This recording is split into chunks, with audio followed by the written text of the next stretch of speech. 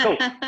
So what I was thinking about, guys, is I suppose understanding fitness terms. I suppose I talk a lot about what we talk a lot about exercise in class, and I might just sort of say it off the cuff. And I know at times people can tend to kind of give me a confused looking face and go, I don't understand what that is. So I thought, well, might as well start with some fitness terms and see how we go with that. So what I'm going to talk about today is interval training. So what interval training is, and you can read as we're going along as well. The idea is it's more of a cardio-based workout. So we're talking interval training, we're thinking sprint training, we're thinking high intensity, we're talking fartlek training. So there are three main types of interval training, and they're designed to basically cut out workout time. Because we're working quite hard and we're exerting ourselves a fair bit, we can sustain it for a certain amount of time. Once it gets too long, we're getting more to that aerobic resistance sort of work.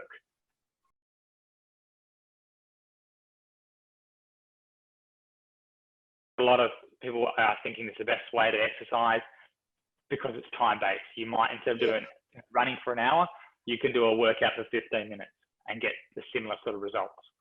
And it's true because you are working quite intense. One of the downsides to high intensity training is that it is going to affect your body if you do it lots throughout the week.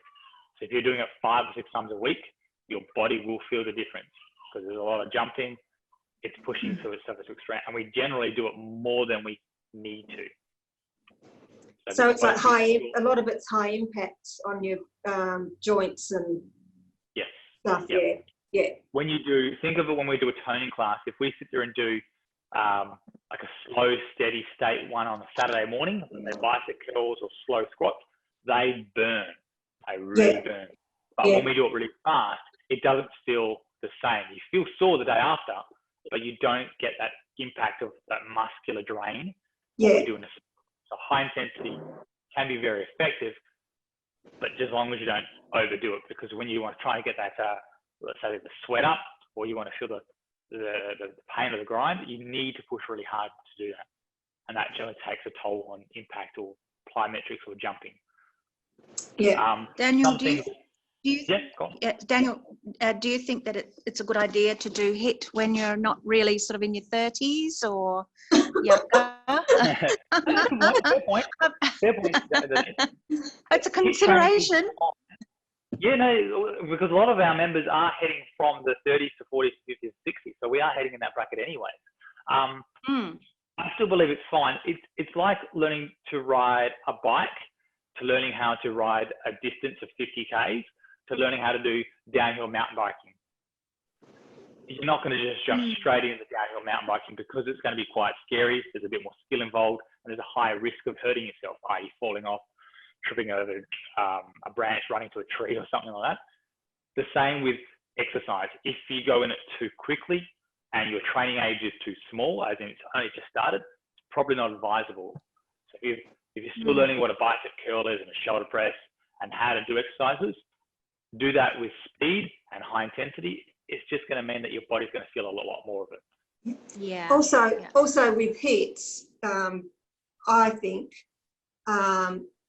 for us older people, you don't have to do all the, say it's star jumps. You don't have to do them at high impact. You can do low impact. You can. Yeah, very true. During a HIIT session, you can do a lot of the moves low impact until your fitness sort of builds up. So that's what I found anyway.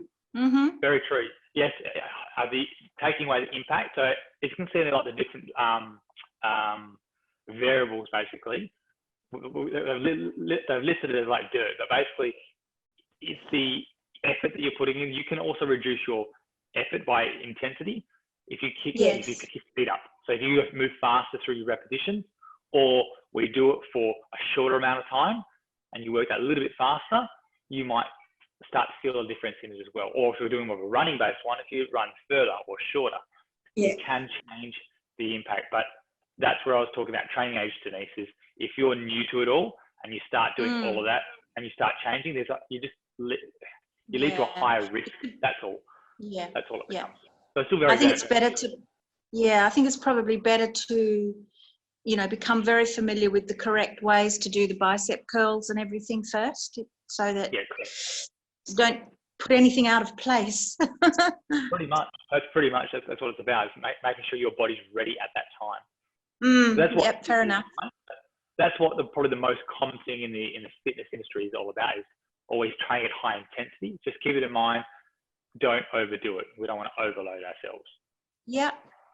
So in terms of that, there are other varying forms of it. So Tabata, we've done this a couple of times.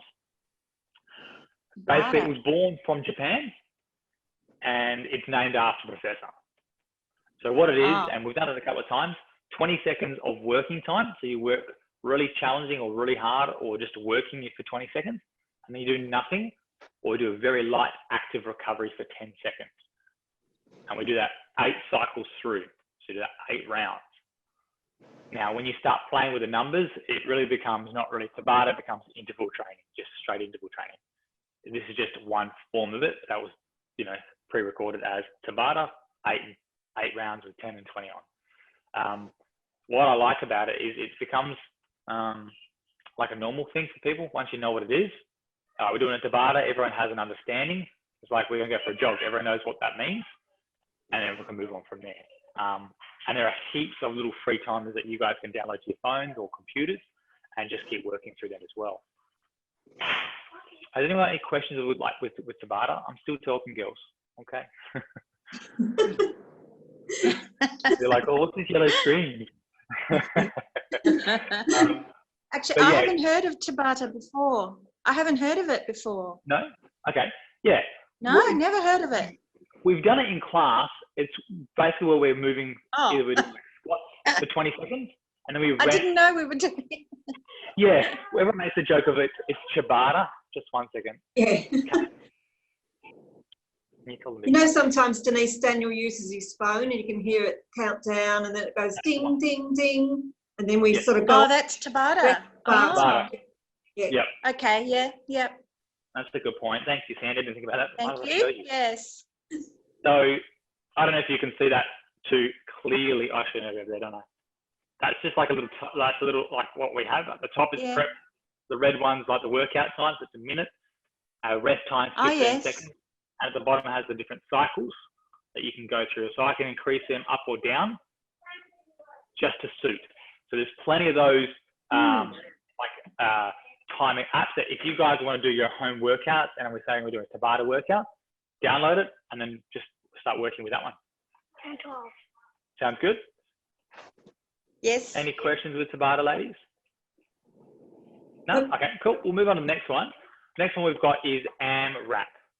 So as many reps all rounds as possible. Okay. You're on camera, sweetie. They're still watching. They are. They're still there. Yeah, we'll say hello to her.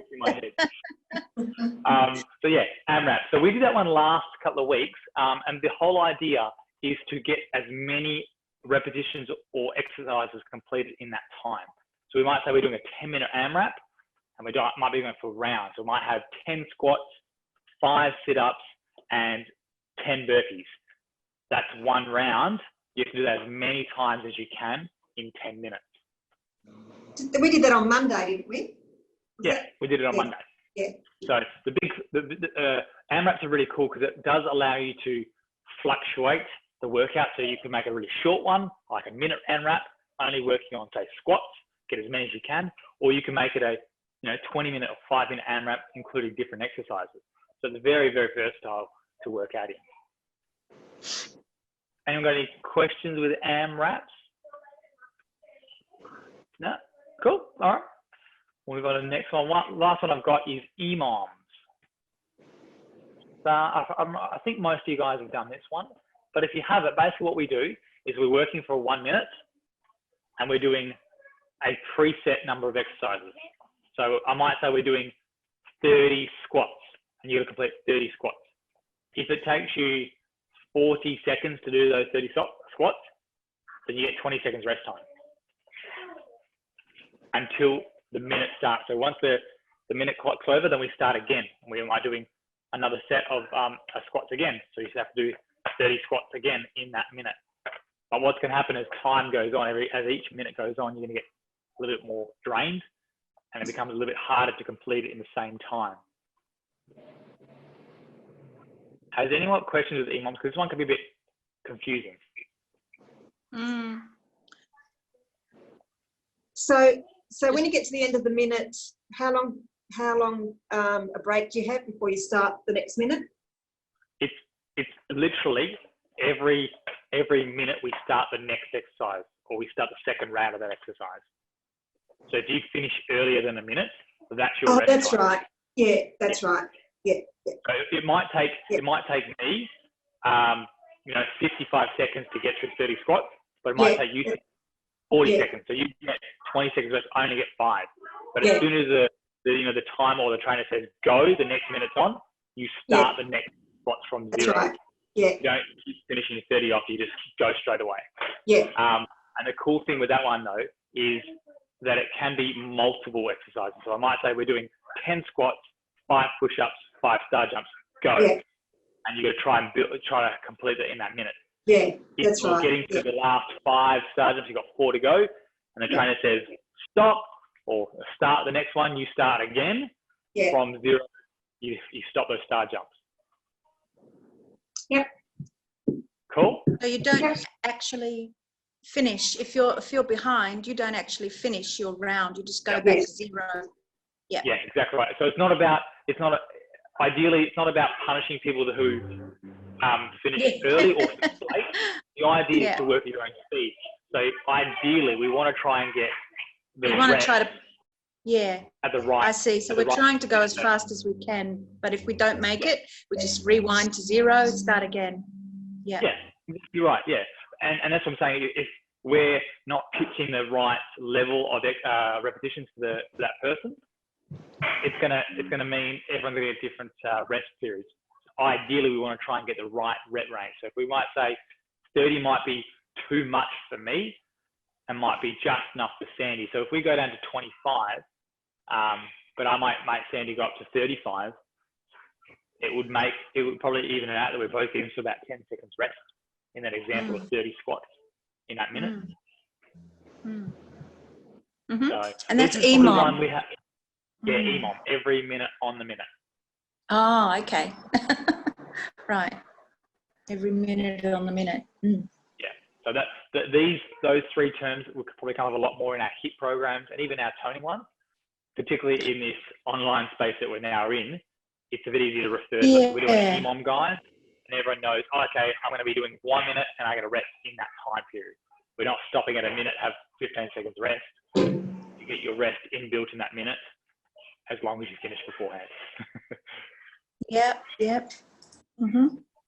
Yeah, I guess when it's online, you sort of need to know these things, don't you, more? Yeah. It definitely makes it a little bit easier, particularly where you can't see the exercise with other people as much, or the trainer as clearly.